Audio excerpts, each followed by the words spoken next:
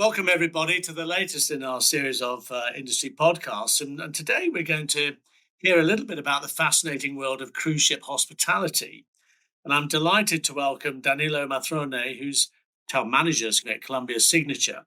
And with over 2 decades of experience at sea, visiting more than 40 countries and managing 2 incredible 120-day world cruises. That's quite a lot to take on board, really. But Danilo has some unique insights to share with us today, from ensuring the highest standards of service on board ship to tackling the challenges of life at sea.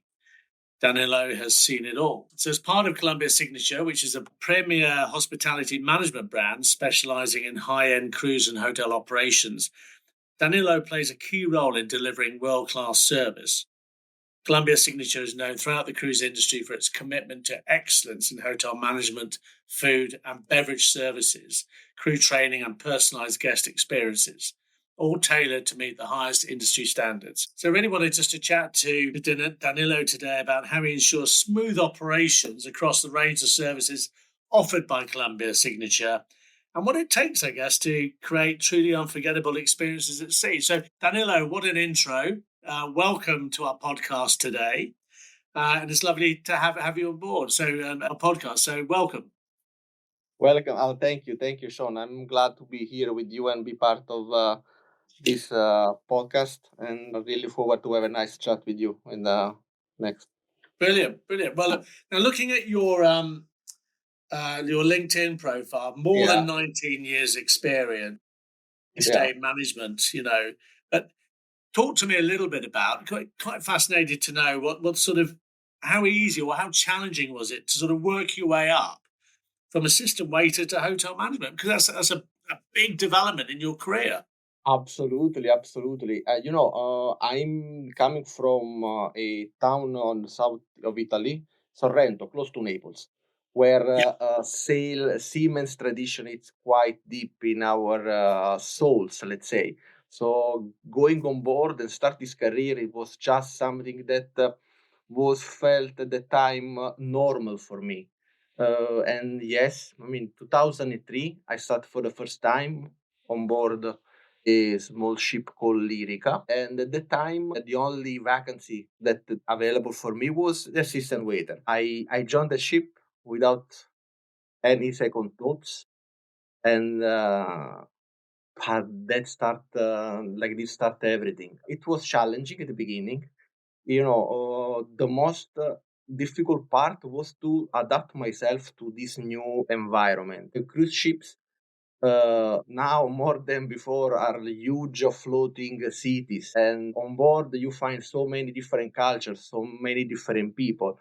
And me coming from a small place, going there in this huge mixture of thoughts and habits was complicated at the beginning, and that was really challenging. As you pointed to there, you came from an area near Naples, which is a big ship owning and a shipping epicenter really in Italy. What was it like in the early days? Why cruise ships, and what were the sort of immediate things that sort of struck you when you started work way back in 2003? But my house was directly facing the sea. So Lovely. Every day and a certain time of the day, in a way or another, there is cruise ship passing by through the Gulf. So you always have these ships in front of you. I've been on board cruising with the friends, fans, so plus family, friends of friends, all of them somehow are related to these industries. And basically, I finished my school for tourism and I was looking what to do. And then I said, okay, why not to try? So everything started like that. I want to say like a game to see, let's see if I can do it. And I joined the ship. The Siemens ship, now I can tell you that after so many years, 2003, now we're talking about almost 22 years on board. It's something that or you like or you don't. There is no compromise in between because you live and work in the same place with the same people for months and months, far from home. So you need to really, really like it. Home, you can find a job, but you know that you have your weekends, you have your working hours, you're back to your loved ones, you're going out with friends, you forget about it. But there, is not like that. The more you go up in your career, you are on duty 24/7. You are always there if something happen. So you cannot have this life. You cannot perform this job if you don't really like it. Now, I mean, the one thing that you've gone from all the way up from assistant waiter up to Yeah, hotel manager, and then I think when you're managing hotel operations that you're managing on board cruise ships, and certainly we'll come on to this, incredible 120-day cruises. absolutely. Um, well, what lessons did you learn from the process of the 22 years that you now implement now as part of your, and now you're in a senior position within the operation there? How are you doing things differently, or better really than maybe you saw when you came onto the cruise ships way back at the beginning of the noughties, 2003?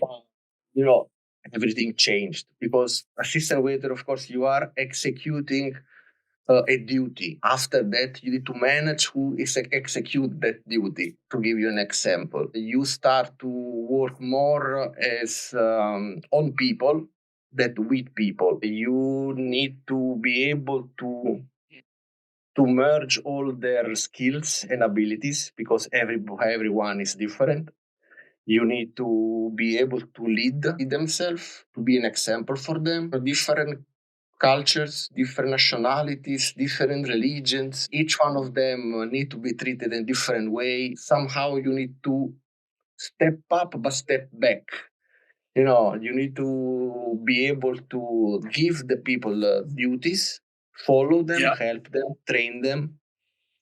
You need to empower their feel of ownership on the company where you are working for and on the ship you are working on. It's just to create this family feeling to be all together. That is the main key part because and how many people are we talking about? the minimum that I had under my, let's say, management, I talk about 200. Well, Maximum on the biggest ship I've been, I had below me 1,200 people. wow, wow. Only hotel department. I'm not talking about deck and engineers or technicians. I'm talking just people involved in the hotel. Yeah, I did the hotel side. Yeah. Yeah, And yeah. now, coming on to this special 120-day Mhm. cruises, I mean, that must take an awful lot of planning and management, and something like that, because you have got to be on your A game all the time, haven't you? Absolutely, absolutely. Beside the planning that, cruise ship, you can plan as best as you want.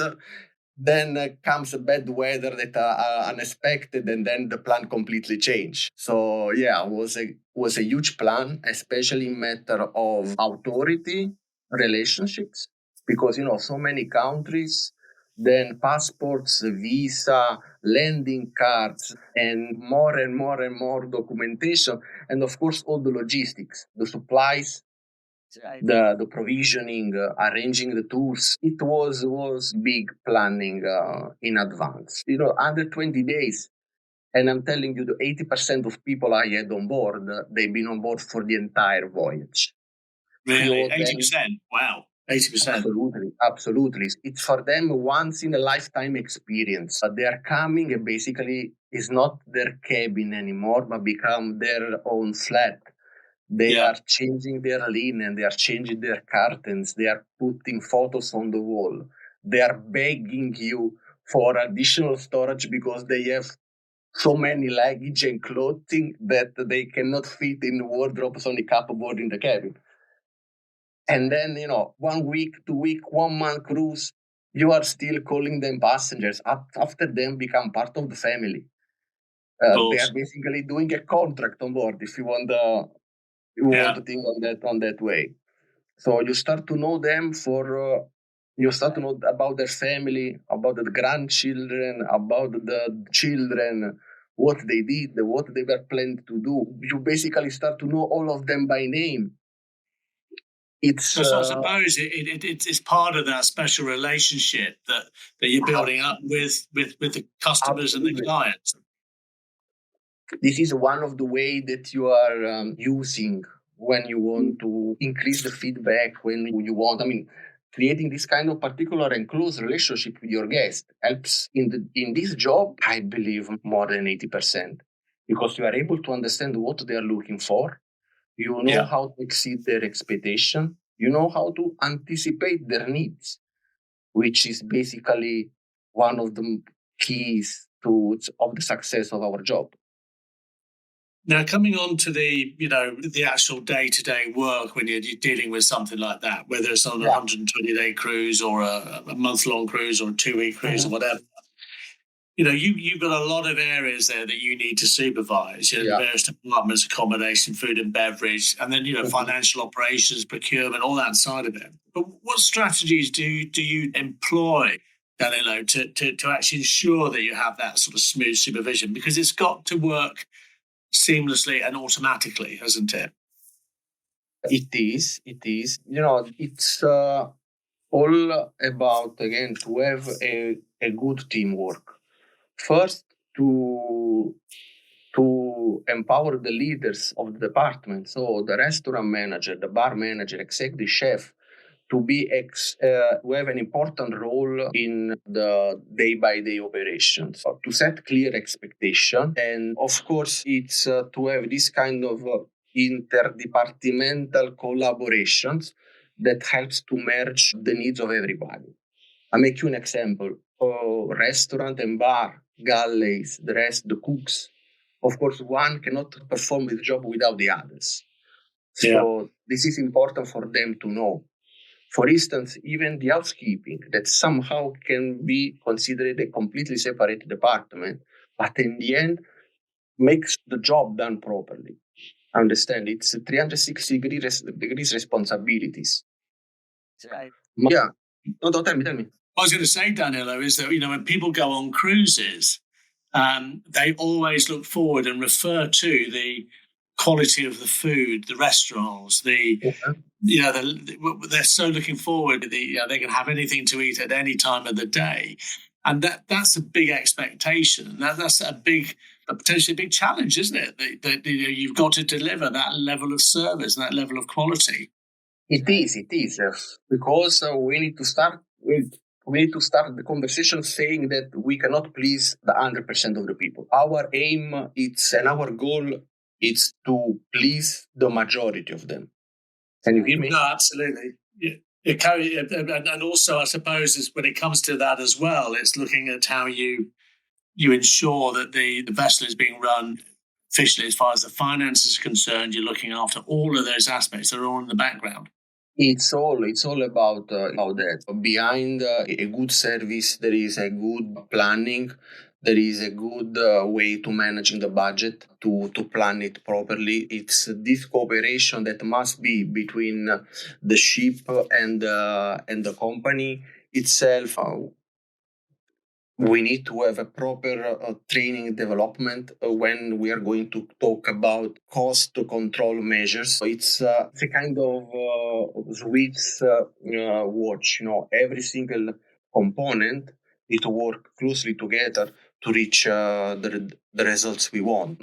It's all about that. Talking about the food, we need to ensure the highest standard of hygiene followed. There are very critical points that they don't need to be crossed. So crew need to be trained properly to get their knowledge about it. From my side, I'm busy every single day with the inspection and audits to be sure that all these parameters are respected. And then, of course, there are documentation to fill, logs to prepare, that are all part of sanitation programs now that are in place all over the world. So is there continuous training and just upgrading of the skill sets of the 200 to 1,200 people that you're working with? That must be something that is ongoing, I'd have thought. Absolutely, it's something that goes every day, every month.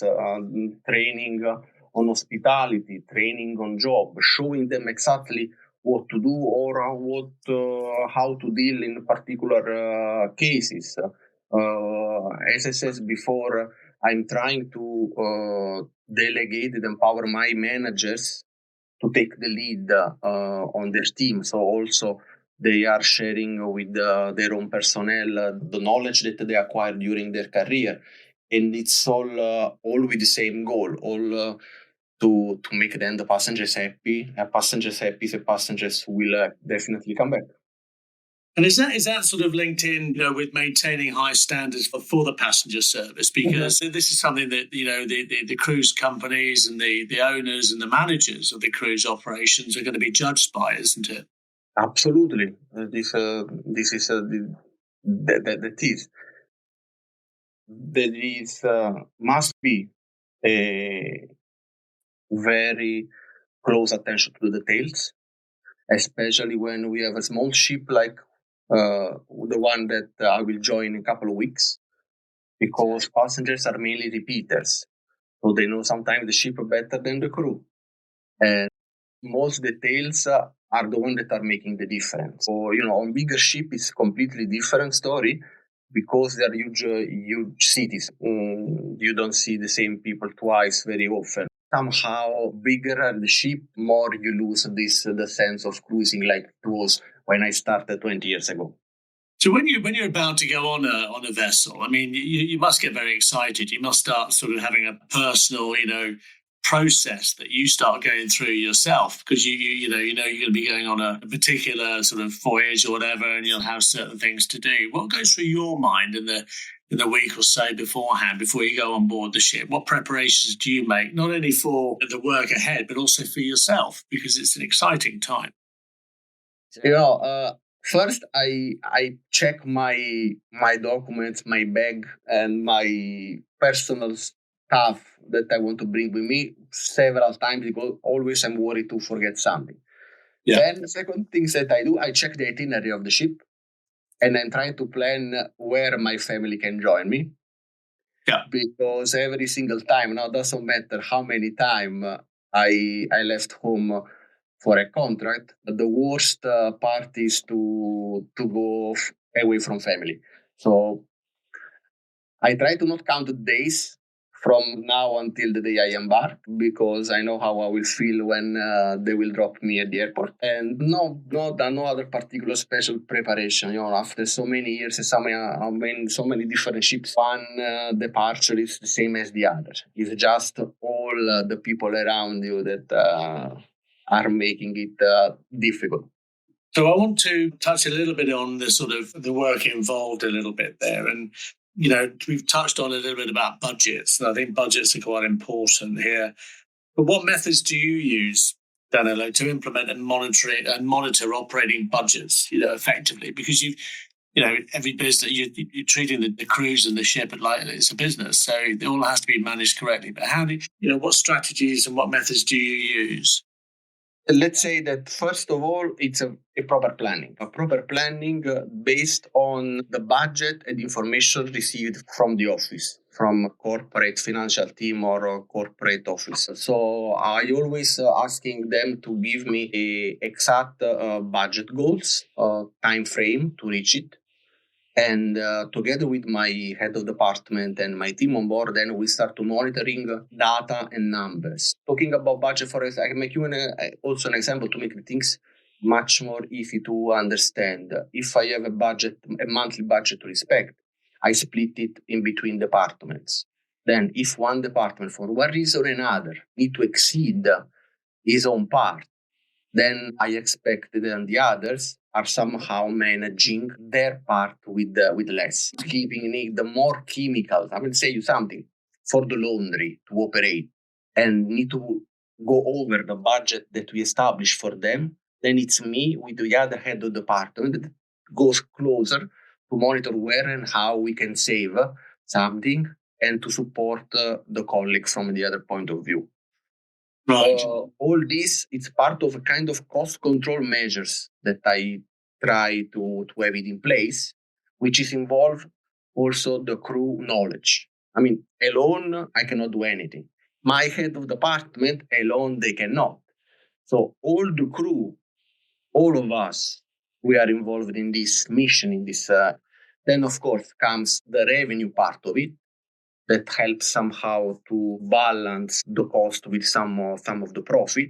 And then in that part comes also this close relationship that we establish with the guest. Once we know what they like, once we know what they prefer, you create offers that are ad hoc for them, tailored on them. You need to be there because your strategies must change according the situation. I cannot think that something that I start, for example, now in February will work until the summer. Habits change on board. Make you one example. Now I will fly to the Caribbean, and I know that majority of the people prefer to drink rosé wine. Once the ship is back in the Mediterranean, from a reason or another, because of temperature, because of the menu that we serve are different, all this will change, and the majority of the people will prefer white wine. For a reason or another, understand the same people which are changing habits according weather, according itinerary, and all of this it's part of this budget administration, financial operation. You need to be really, really flexible, especially in thinking. So are you getting involved in the buying of supplies of the provisions as well? Are you working with the shore-based operations as well to plan that? Yeah. I have a close collaboration with them. From the ship, we can give inputs about cost, about quality, especially. So the corporate and the procurement office ashore then is dealing directly with supply to match our needs. If the costs are too high, we are letting the procurement office know so they can find another supply. They can open another bidding for that kind of items. It is our responsibilities. Because otherwise, then we cannot reach the goal because then our hands are just tied and you cannot do more than that.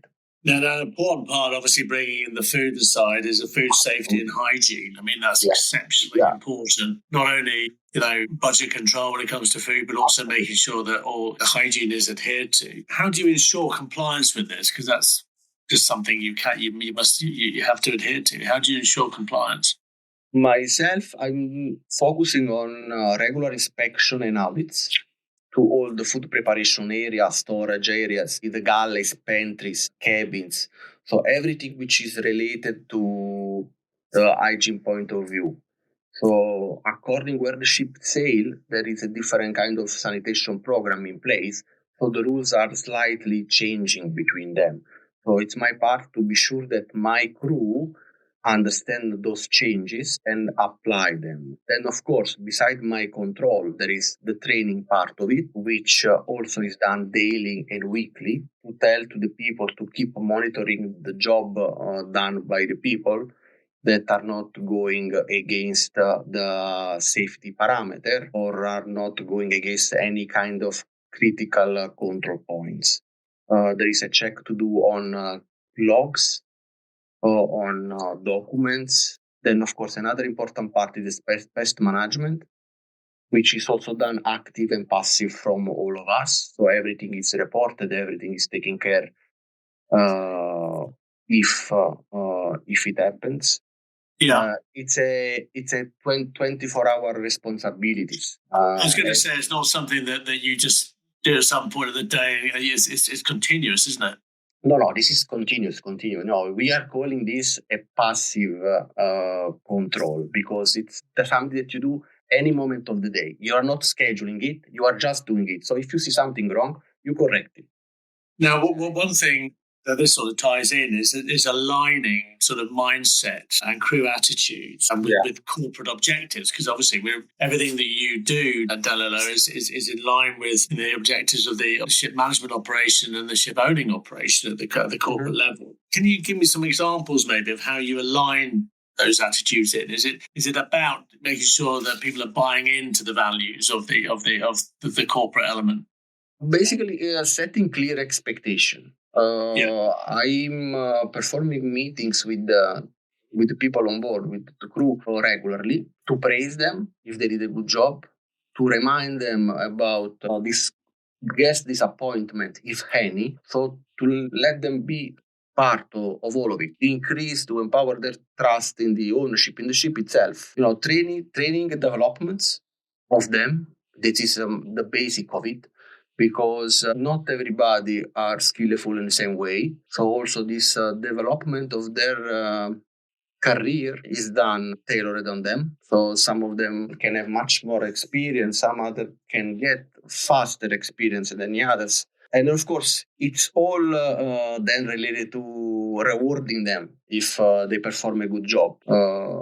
Then myself, I'm monitoring this progress. I'm monitoring the feedback on them. And this is a way that I use to reward them with the promotion, with the additional privileges, if I can, to let them understand that the career, the path that they are following, the results that they are getting are exactly what I'm waiting for. Brilliant, brilliant. I mean, what I think is always quite good is to sort of get an idea of, maybe a successful quality assurance initiative that maybe you managed. Absolutely. Or, a challenging situation you might have faced and how you dealt with it. Have you got any examples of these, Danilo? Some challenging situation. Yeah, the most challenging situation you maybe faced as a hotel manager. I mean, I think running 220-day cruises. Yeah, I have few. We encountered some refugees. Yeah. On a rubber boat that were afloat between Cuba and the Key West. So we saved them. I had few free call when I was in Australia from the government to give a help to evacuate a small island called Kangaroo Island because there was a huge fire on them. But if I can tell you, the biggest challenge of the last year was, unfortunately, when COVID started to spread all over the world. Because I was on a ship with 1,500 people on board and sailing back from Australia to Tilbury. And basically, we remain outside the Thai waters because the port and Thailand itself close. Actually, all the world start to close up. So basically, we remain there, not knowing what to do. And we spend almost a week on the anchored outside Thailand, waiting for instructions. And so it was already complicated because, we didn't plan anything. So we had to manage the provisions, manage the food, manage the fuel, the grey waters, and any other stuff.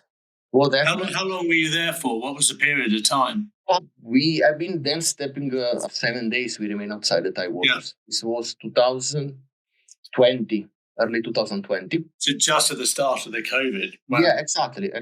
And at the same time was another ship of the fleet that was sailing and had the same problem, but Indonesia, so a little bit far from us. So what we organized, the two ships met in international waters. So I transfer all my European passengers to their ship, and my colleagues from the other side transfer to me Australian and New Zealanders. So basically, we sail back to Adelaide to let all these people disembark. And it was quite a challenging because imagine two ships in the middle of the ocean, tendering between us passengers, luggage, exchanging waters, exchanging vegetables, fruits, whatever any of us need. Basically, after that, we back to Adelaide, as I say, in Australia. We disembarked the people, and then we had 2 months sailing to bring the ship back to Tilbury.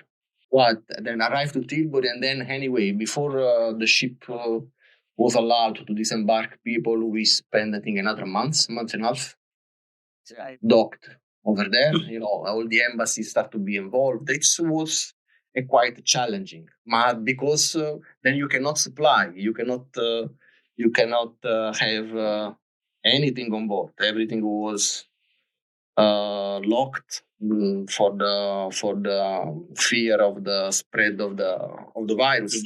Yeah, it was quite challenging.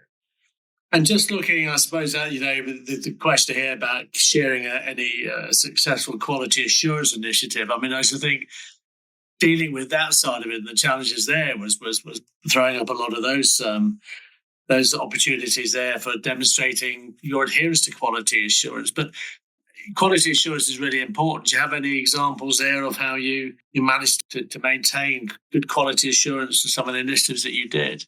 But this is something that it's more when other people are telling me that the job I'm done was satisfying.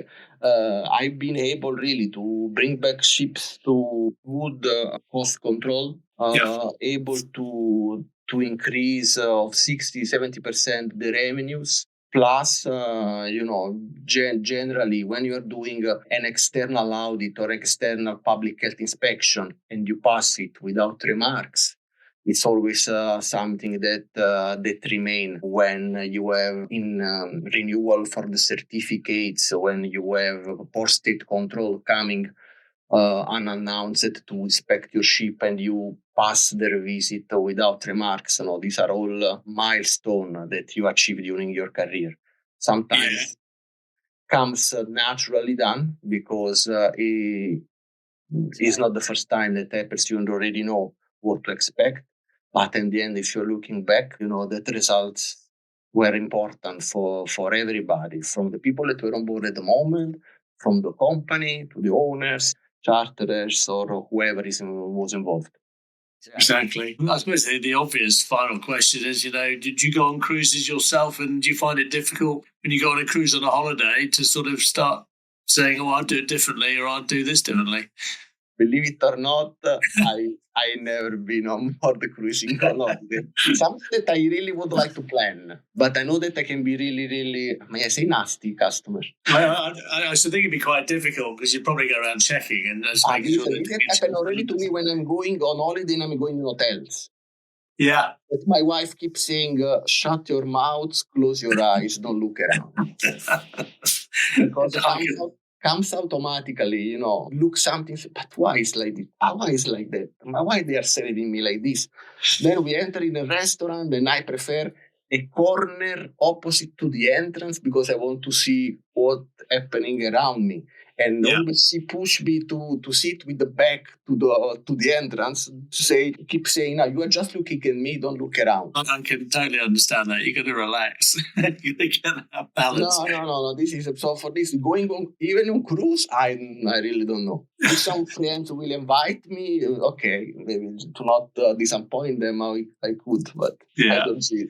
Danilo, it's been a joy talking to you today, and I think you demonstrated, my goodness me, what a wealth of experience and expertise you have, and certainly just listening to some of your examples there, it's fascinating stuff, and running big crew compliments to the extent that you have done, it's amazing. But thank you very much indeed for your time today. Thank you. It was my pleasure to spend this time with you.